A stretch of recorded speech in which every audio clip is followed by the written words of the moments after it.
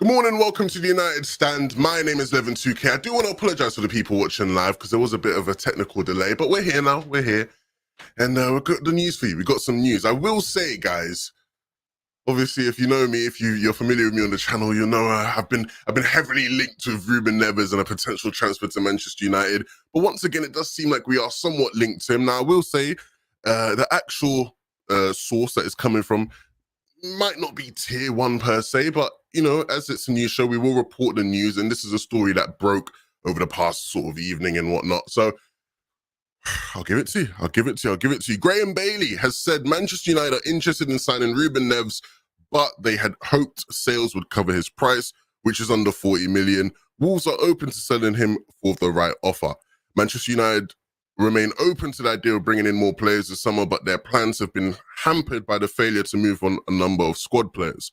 And that's coming from Graham Bailey. Now, let's talk about let's talk about this real quick. Yeah, let's talk about this real quick. Do I believe this is true, right? Do I believe this whole story about us still being interested in Ruben Neves is something that is actually going to materialize into something real as in an actual transfer for Ruben Neves, essentially? I don't think so. It's sad to say this, but I don't think so. I do believe that it's one of these things where, you know, end of the window, you know, there's always going to be these kind of stories. Obviously, we got with Tchouaméni a couple of days ago, and it did feel like maybe something was going to happen with that. But again, we had more reports saying that there was nothing to it. I really have reached a point where I almost feel as if it's not happening. Like, realistically, like, there's no way this could possibly be happening, right? Like, we have to get players out the door.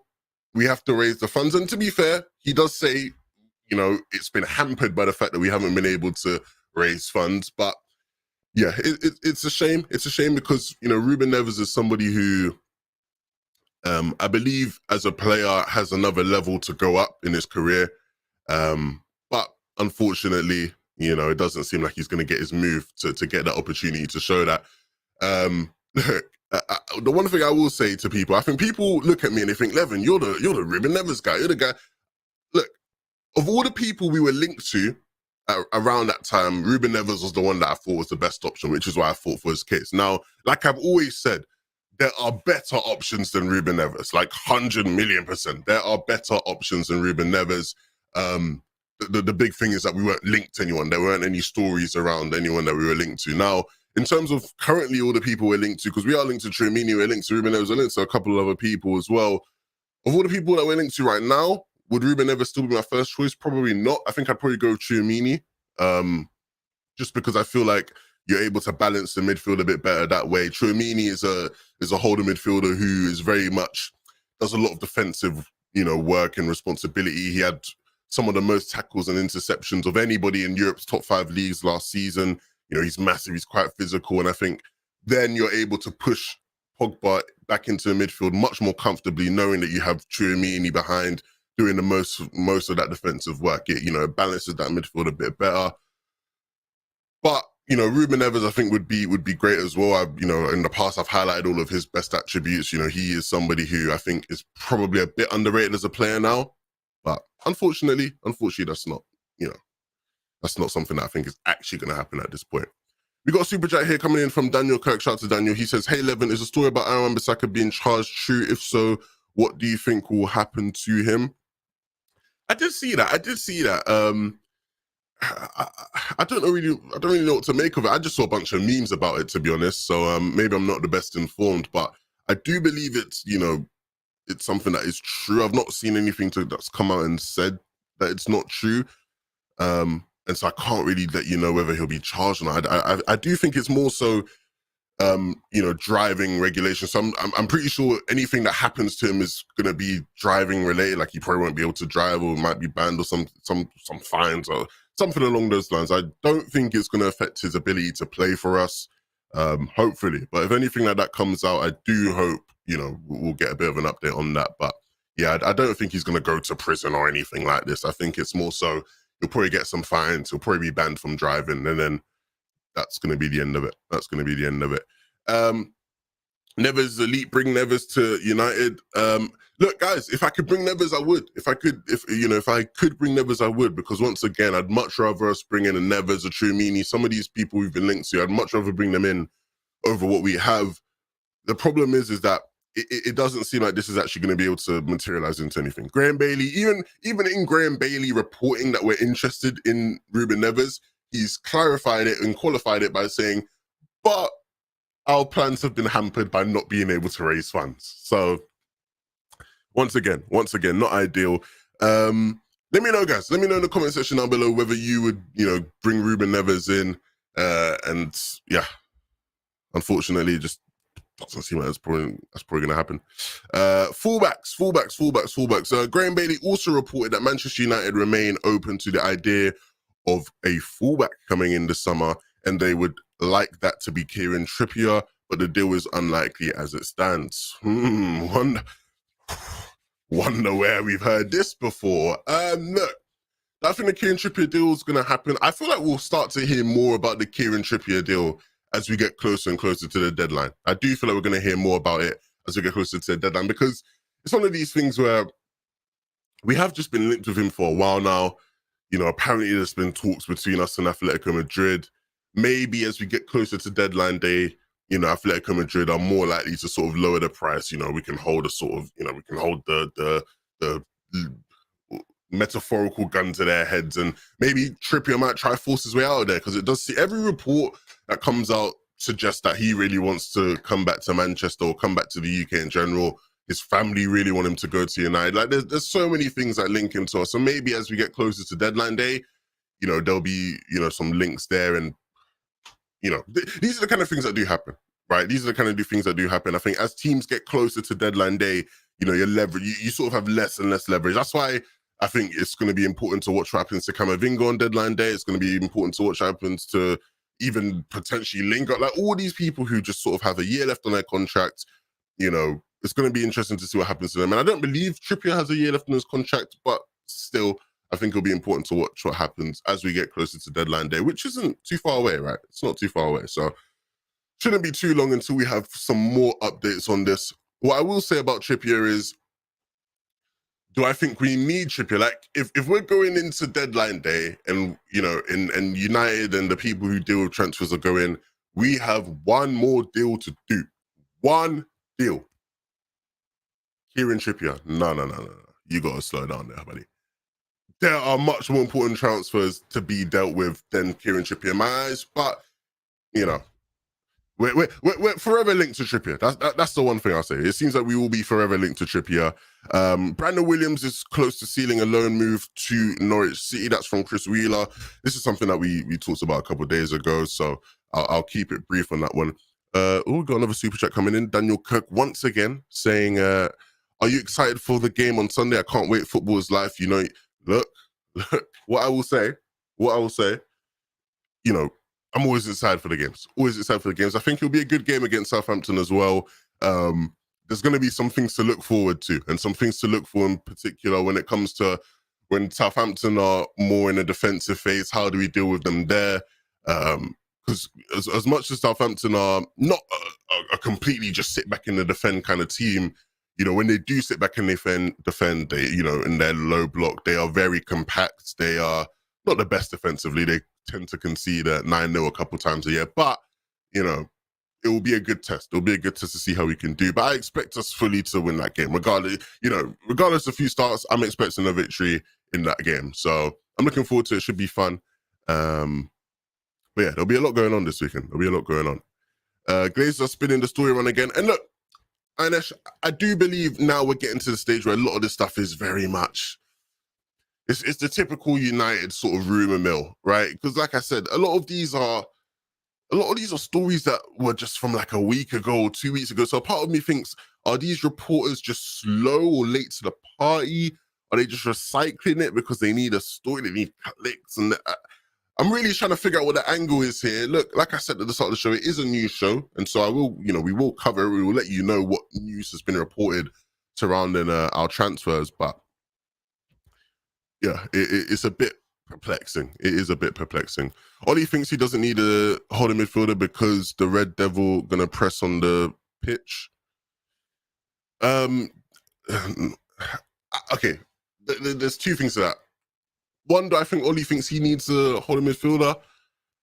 I'd like to think so. I would like to think so, because I think you look at how we played during pre-season, you look at how we played in the game against Leeds, we very much played, with a holding midfielder.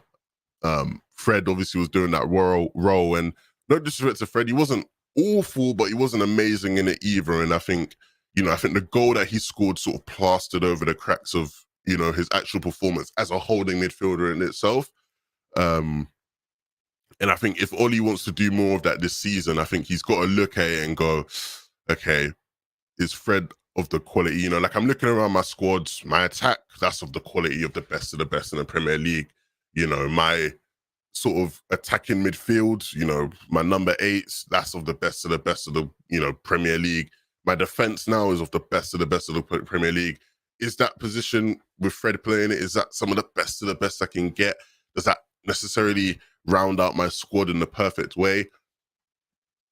As much as I don't dislike Fred, it's fair to say no, he's not that guy. You're not that guy, pal. Trust me, you're not that guy. And so, yeah, I think he probably should want a player for that position, but I don't know if he necessarily does want one. All the stories we heard in the summer where apparently McTominay is going to be that guy, which is just insane to me. But yeah, Garner agreed contract talks according to Football Insider. Well, look, maybe Garner's the kind of guy who's going to eventually play that role one day. He's going to have to improve quite a bit, but good to know. Hi, Levin, do you think our midfield is similar to Liverpool's when they challenged for the league? They had a workhouse midfield, but an amazing attack. No, it's not the similar sort of midfield. I very much understand what people are trying to go with that, but it's not the same at all. You look at Liverpool's midfield at the time, they had Fabinho as a holder midfielder who is one of the best in that role in the entire world. You have, Henderson and Wijnaldum as 2 number 8s who, weren't necessarily used as crazy sort of playmakers or anything. And it was very much a workhouse midfield, but it was a completely different midfield to the type of midfield we have. You look at that midfield as a free, a lot more hardworking than what our best midfield free would be. If you were going to do a midfield free with 2 8s and a holding midfielder, for us right now, based off of the way Ollie plays people, would probably be what, Pogba, Bruno, and Fred. And that's not necessarily a hard-working midfield, right? Pogba doesn't do a lot of defensive work. Fred isn't too bad, but he's not up there with the best of the best in the Premier League in that department. And Bruno does press quite a lot, but, once again, you primarily want him attacking. And he's a massive creator. And Pogba and Bruno are 2 of the biggest massive, creators in our squad. Whereas for Liverpool, it wasn't necessarily the case with them. But I sort of see the angle. Tchouaméni would be so good. I believe he would be good as well. You look at some of the defensive work he did in League One last season.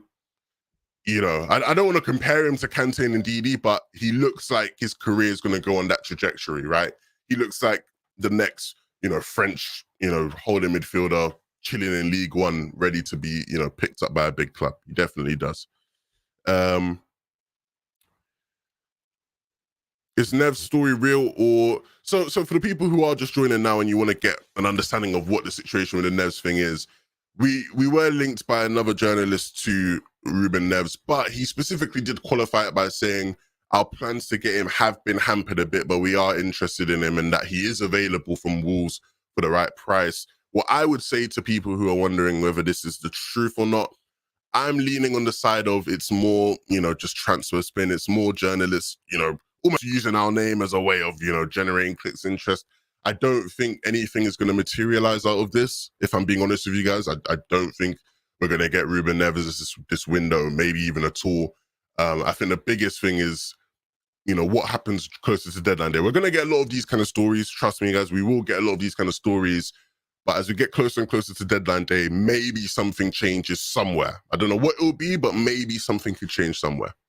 We got a super chat here from Aditya saying, hi, Levin, do you really think Ollie would replace both McTominay and Fred for a single holding mid and bench both? I guess Man United just have too many central mids for a single position if that happens.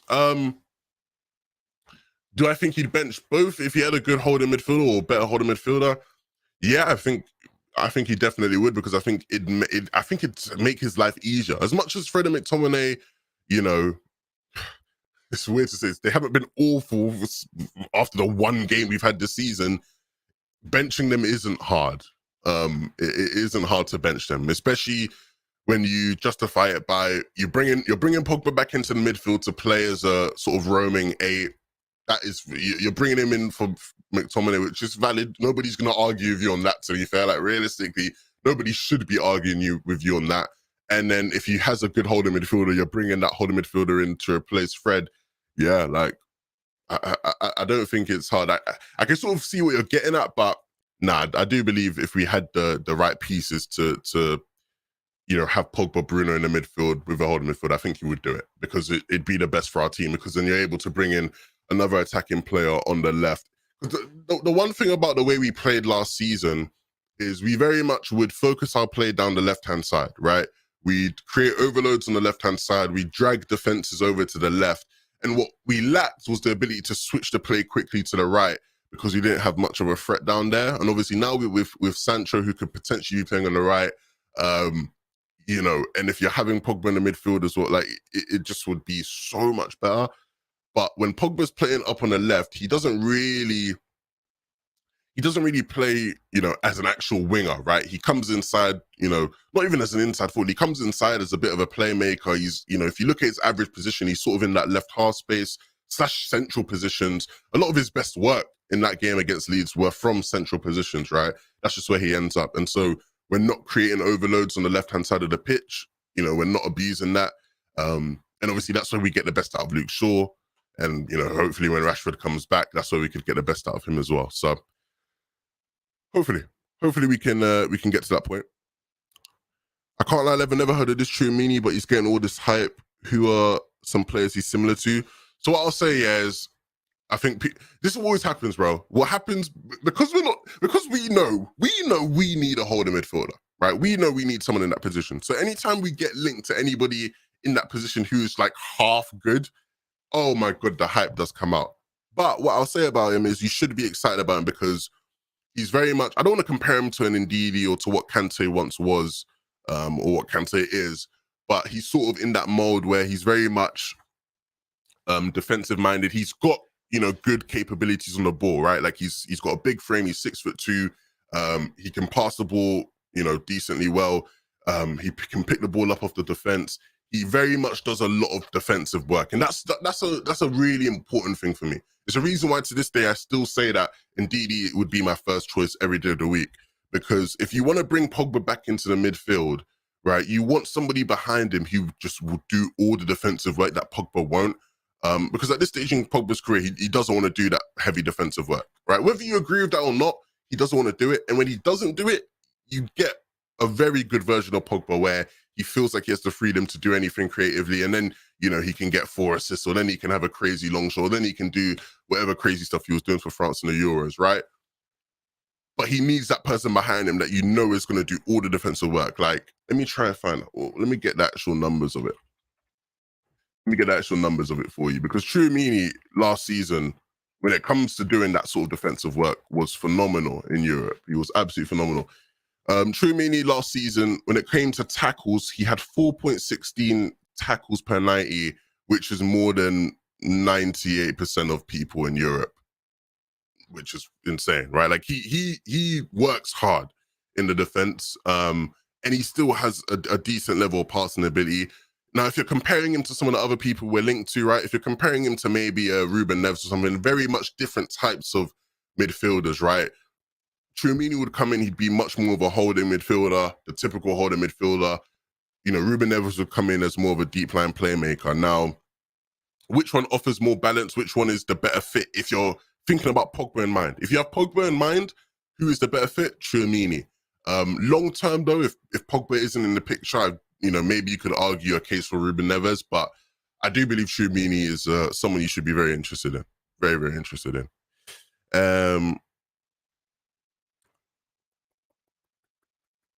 Tchouaméni players, we just got people talking about Tchouaméni.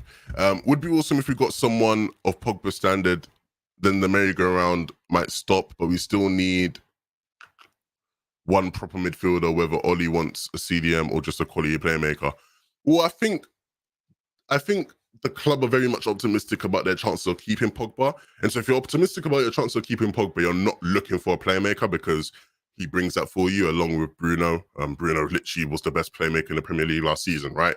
And you've brought in Jadon Sancho, who over the past couple of years in the Bundesliga has been one of the best playmakers in Europe.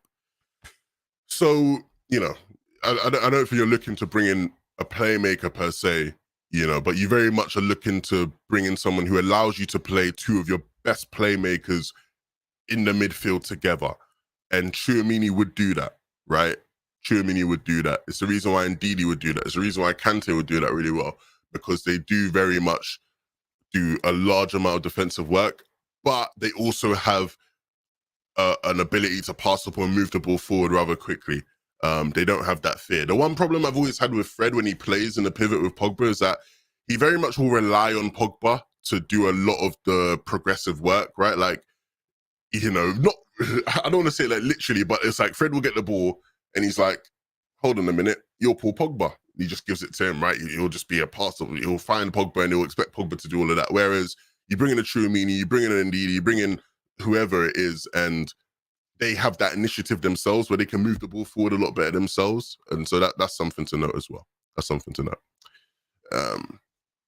Levin, do you realistically think we will recruit someone in the next few days? If no, what are United's chances of winning the league? For me, at the moment, there's no clear favourite as City has no striker. Guys, I'll be honest. When doing official predictions and when people ask you, yo, who do you think is going to place where, blah, blah, blah. Like, if you don't put United in first, that's very reasonable, right? Understandable. Chelsea squad looks brilliant. Man City squad is brilliant. Both of those two probably the main favourites. But I don't expect us to sit down and just kneel before City and Chelsea. I'm not expecting that. I look at most of our fixtures and I go, we can win that game. And if I look at most of our fixtures and go, we can win that game, I'm not going to say I'm expecting a title challenge, but that is the next step in progression, right? Like, a lot of the people who praise Oli, and one of the big things you can give Oli credit for is that there has been progression since he's joined. There's been progression from where we were when he joined to now. We came second last year. We had a shaky title challenge. What's that next step of progression? There has to be a title challenge. There has to be trophies won. Like, that is that next step of progression if you are someone who believes he's progressed us, blah, blah, blah, blah, right? So I'm like, as much as I'm not sitting here saying, yeah, you know, we're definitely going to win the title. It's easy. I'm not expecting us to not title challenge. Like, I'm expecting us to go out there and really, you know, give a good account of ourselves. I think we have a squad, as much as that holding midfielder role isn't, you know, patched up, we have a squad good enough to challenge. If we were able to challenge for a stretch last season with that squad, with this squad, yeah, we should be able to stretch for the majority. We should be able to challenge for the majority of the season. We should be. And so it's going to be very important how these first set of fixtures go. I think these first set of fixtures gives us a good chance to do that and to get ahead, right? If you remember last season, City started off slow. And they won the title. And they can't afford to do that this season. Chelsea are going to have Lukaku from this week onwards. Like, you know, you can't afford to start off slow. And I think we have a good chance of getting to a good start, and that will be key if we want to challenge. Enrique says, like and share. Guys, be sure to like the video and share. I appreciate all the support, guys. I do appreciate all the love. Honestly, I do see all the love you guys leave for me. It's you know, it means a lot to me. You know, it's not like people say, it's not easy doing a morning show, right? It's the one show in the world where you're expecting Mark, but he'll be back soon, guys. Don't worry, he'll be back soon. Some more stories for you. There's some more news on Andrea Pereira from Fabrizio Romano. He says, new and final details of the deal after a late change. Flamingo will not pay any loan fee. Flamingo will not pay any loan fee, but will share salary with Manchester United. They have a 20 million buy option in 2022. Manchester United would receive 20% of any future sale. Hold on a minute. Okay, so they're not paying a loan fee, but they are sharing the wage. I'd be very interested to see the split on that. I would be very interested to see what the wage split is. But yeah, they essentially just got Pereira for free, and they're just paying a loan fee. And if they like him, they can buy him for 20 million euros, which I don't think they'd pay that for him anyway.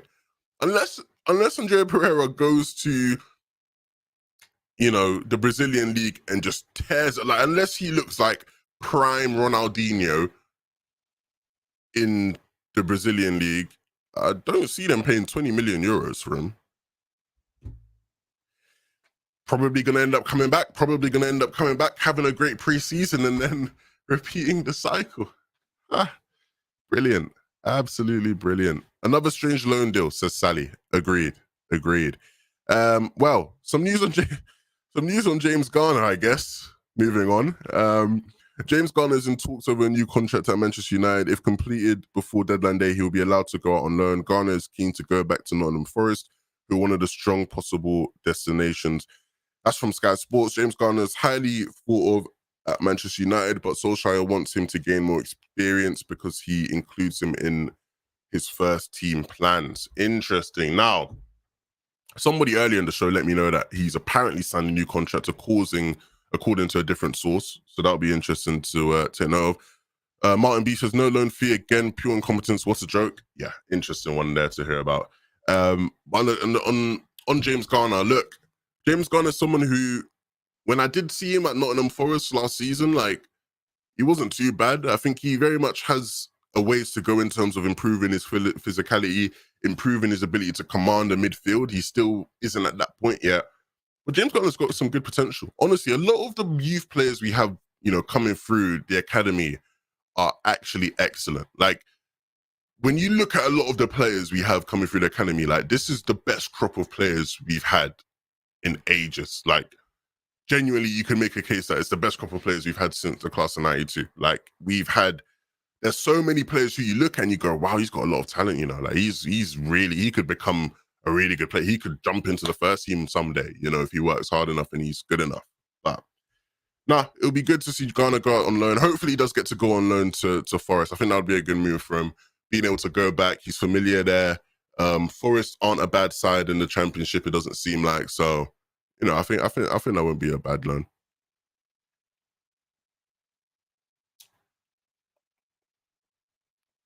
Levin, do you think Elanga could break into the first team like Greenwood this year? Same age, and I think Elanga has so much potential. Honestly, yeah. I do think he's good enough to break into the first team.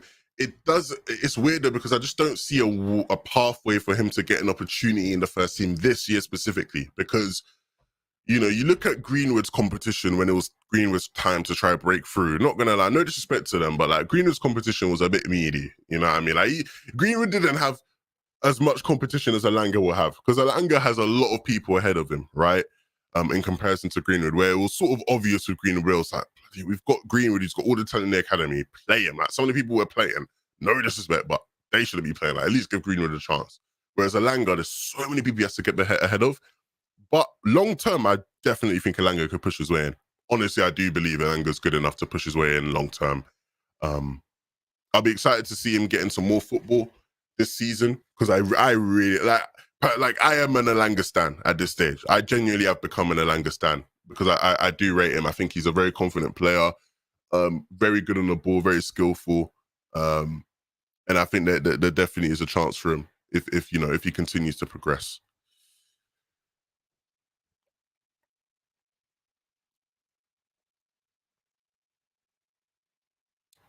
I think loaning Diallo out is a mistake.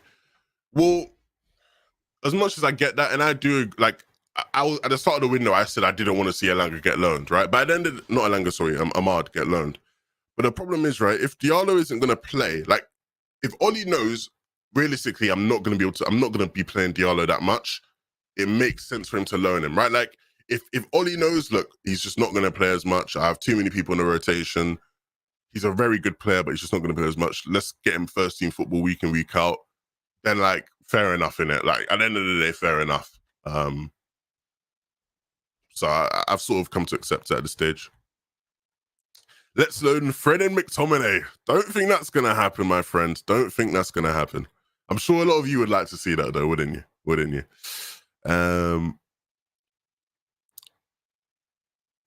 our home form stopped us winning the title last season. Yeah, and I think our home form will be much better this season, right? You know, with fans back in OT, I think our home form will be much better. I think we have a much better defense than we did we have a better defense than we did last season. That's a fact, right? We have a better defense, and I think that's the reason why I think, you know, in terms of comeback FC, right? You know, we all remember all them games last season. We'd have to come back, and we were the best team ever when we'd have to come back. I don't think we'll see that as much this season because I just don't think we'll concede as much. Like, I don't think we're going to go down in like first enough for us to have to come back because I think our defense will be much more solid with Varane playing in there as well. So, yeah, honestly, you know, just I look at the season and I smile. There's so much to be optimistic about in terms of, you know, the games we have to play and football on the pitch. Of course, there's always going to be things frustrating because, you know, at the end of the day, guys, no matter how much the Glazers try to spin it like the club is in a, you know, great state again or anything, you know, there are things to look at, right? Even beyond just the first team, when you look at things like the facilities, when you look at things like, you know, the women's team and the situation around their situation, like there's so much to look at the club that makes you think, okay, you know, we're not in a brilliant place. We aren't in a brilliant place, even if they try spinning like that. But hopefully we can get to a brilliant place. That's all I can ask for. You know, all I can ask for is for us to get into a brilliant place and operate the way the biggest club in the world should operate. Will Varane start on Sunday? Hopefully. I don't think, like I said on the show with Mark a couple of days ago, I think people were concerned, like, oh my God, Varane didn't play in the behind the closed doors game against Burnley. He's definitely not going to start. No, I don't think that's even a factor at all. I think he is in contention to start, and hopefully he will start.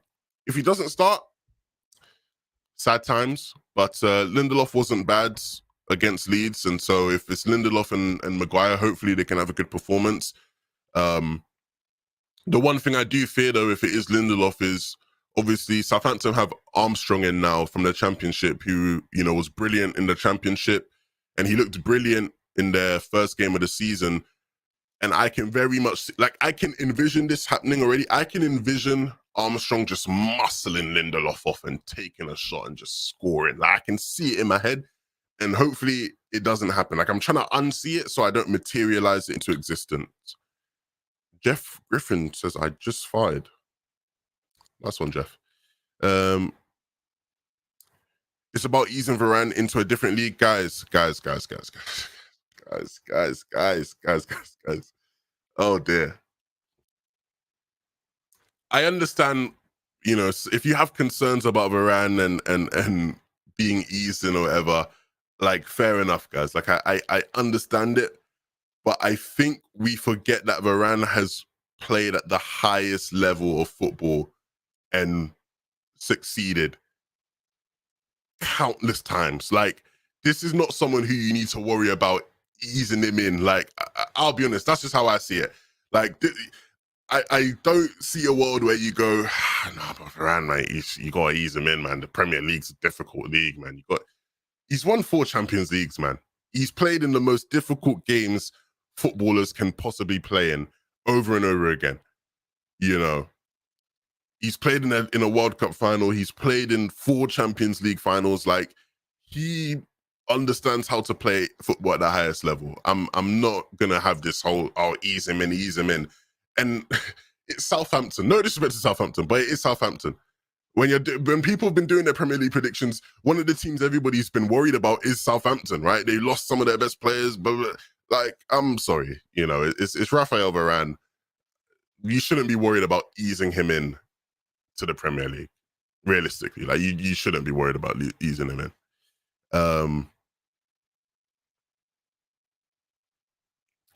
We didn't ease Bruno into the league. How many defenders just get eased into the league? Did Ruben Diaz just get eased into the league with Man City? He came from, you know, the Portuguese league at Benfica. Did he get eased in? Did Pep ease him in? I don't think he did. I think he just started him. He just started playing him because he's, you know, a good defender's a good defender. I don't know. It's just, especially someone who's played at the highest level of football year in, year out. You know, I don't think you're easing that guy in, but maybe I'm wrong. I'm always open to being wrong, guys. I'm always open to being wrong. Always open to having a conversation about things. Varane has played in 14 cup finals and won them all. Yeah, I don't know. That doesn't seem like someone that needs to be eased into me, personally. 11-year legend, will we start to see a much more attacking style of football with Varane in the team? Also, what would it take for you to be Ollie in? What I'll say about the style of football play, yeah, we'll see a much more attacking style of play. I think our press should be much better because with Varane in the team, we're going to be playing high up the pitch. And when you're high up the pitch, you squeeze the opposition, right? So they don't have as much space to break through the lines, which means you're able to press better. And when you're able to press better, you generate more attacks. That's sort of the philosophy behind, the way Liverpool play with the gegenpress, and high pressing teams in general do that, right? You try and make the pitch smaller for your opposition. You force them to play long balls in behind, and if they do, you have Raphael Varane, who's quite quick and can deal with them. So I think we'll see a much more attacking style of play. And look, what I'll say is, this is a real opportunity for Ollie to prove everybody wrong. This is a real opportunity for him to prove everybody wrong. And I hope he does. I hope he does, because if he does, it means we're successful. And if we're successful, I'm happy. That's it.